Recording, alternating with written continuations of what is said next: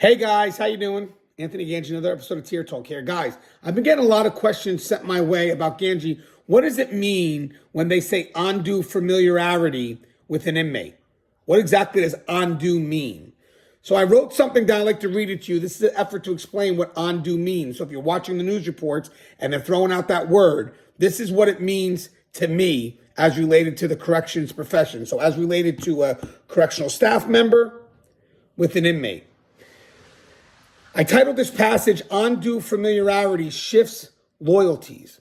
Now, since I have worked in corrections, I've always defined undue familiarity with two simple words: developed relationship.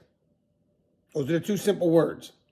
Seeing in that light, undue familiarity between staff and an inmate takes time to develop. Undue familiarity is an intentional effort from both sides, so the staff and the inmate, to develop a relationship that travels outside of each person's prescribed role. The role of a staff member, and yes, the role of an inmate, what is expected of them.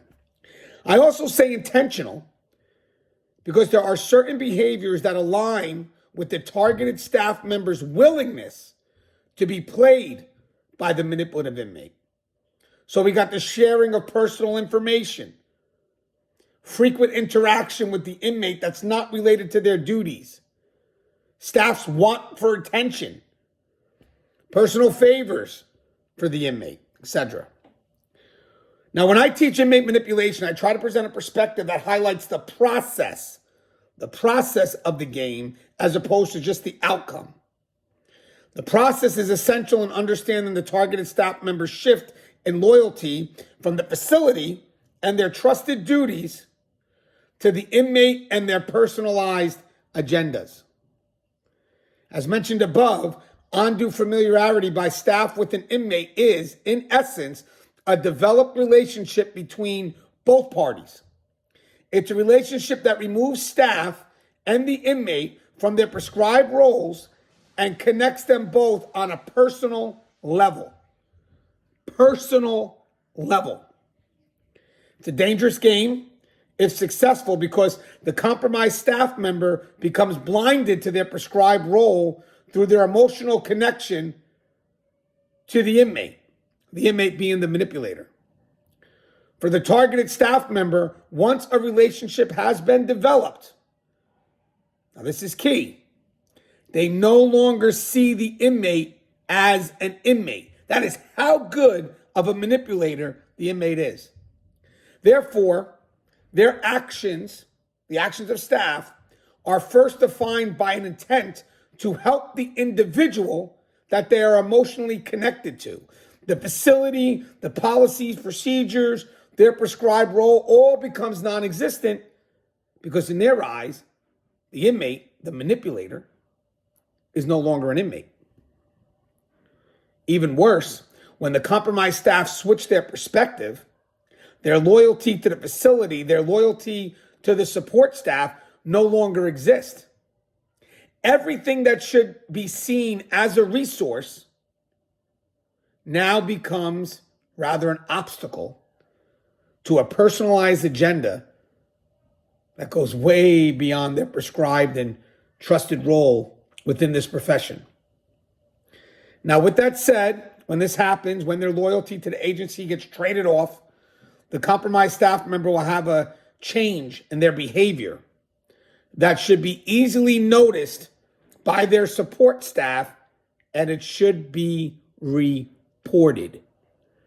Even if it's just a feeling, no staff member should ever deny listening to their intuition when something appears out of character. And if needed, if staff's intuition motivates them to do something, then staff must make whatever move necessary to ensure they neutralize the game before it evolves into a serious threat. Now, that's from me.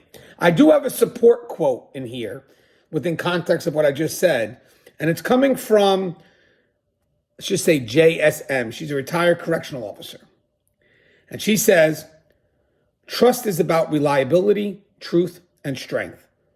And that is what has been placed upon staff in the job of corrections. But time and time again, it happens. The trust is broken between the job and given unto an inmate. Male or female, doesn't matter. For inmates, they will seek out the vulnerable staff, those wanting and craving attention, staff looking for that emotional or physical bond. And perhaps it may be those that are new to the job, those that are newly divorced, or those that are single. The list can go on. It can happen to any one of them because there are all walks of life behind those walls. But know this, if staff ever cross that line, they will be seen as worthless and weak in the inmate's eyes. It's powerful. So that's my definition of undue. It's when there's a developed relationship that takes the staff member out of their prescribed role to the point where they no longer see the inmate as an inmate. So here we are. We know they're an inmate. And we're like, well, how could you do something so foolish? It's an inmate to us, but not to them. For them, it's someone they may have fell in love with. And the question's going to be, what would you do for someone you loved? As always, guys, the show is Tier Talk. If you haven't, please subscribe, interact, engage, comment, hit that bell. Bell's going to notify you every time I post a video. Stay safe.